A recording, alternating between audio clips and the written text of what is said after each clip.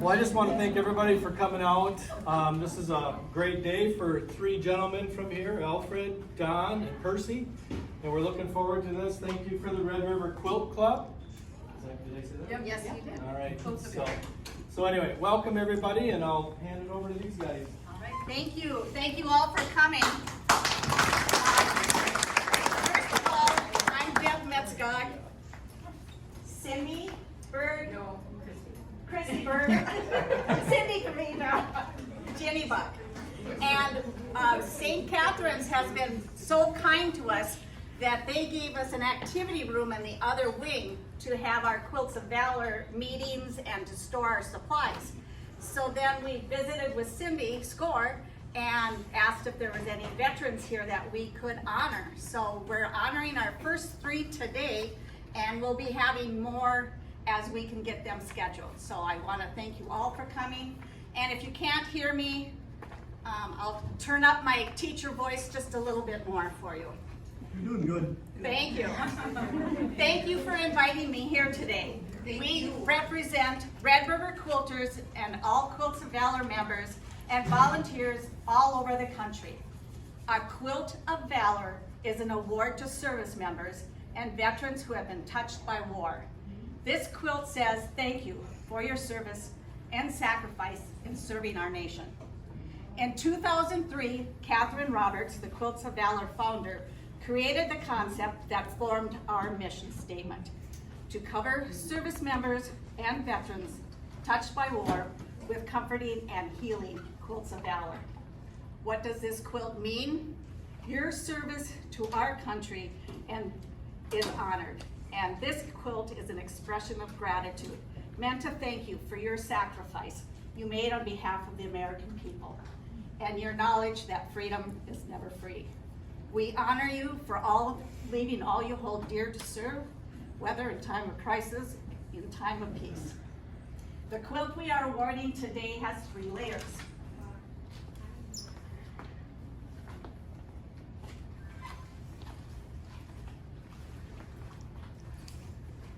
The top layer represents the community and individuals brought together to piece it.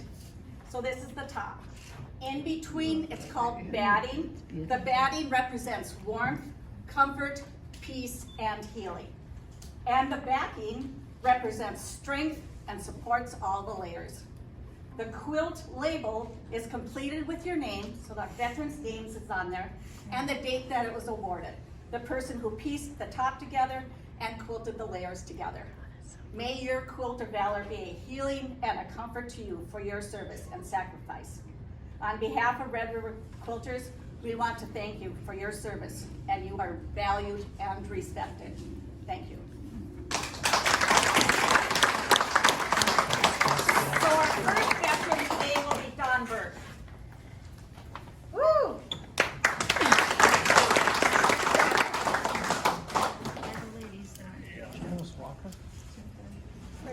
He can sit, that's fine.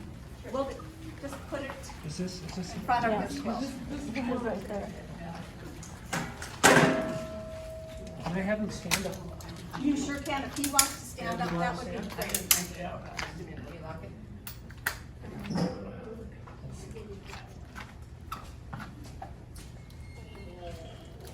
We'll help you here, okay, John?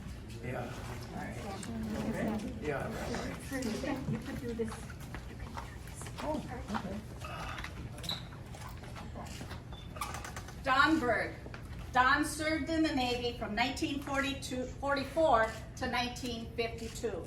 His basic training was at Fort Snelling in Minnesota. After basic training, he served on the USS Braxton that conducted amphibious exercises.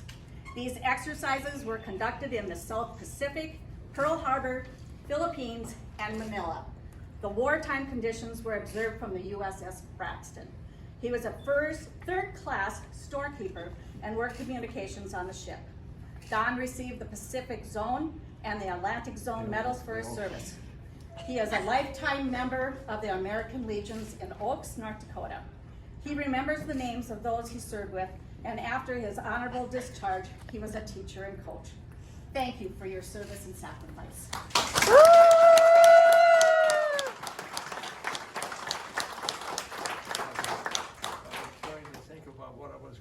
say, Okay. but I was thinking back when I right out of high school, I enlisted in the Navy up in Jamestown. I went to Fort Snelling along with another good friend of mine, Raymond Stout, and he should be getting this instead of me. It wasn't until 6 months later he was over in Luxembourg. He was killed, and I've thought of him every day since. And when I left, we were anchored off of Alcatraz, and we were taking a boatload of waves to Pearl Harbor, and we faced 20-foot waves. We went underneath that Golden Gate Bridge out. Just wondered if I'd ever see the mainland again. I'm sure you did. Well, I'm glad you did. I am too. Yep, and your family. Thanks.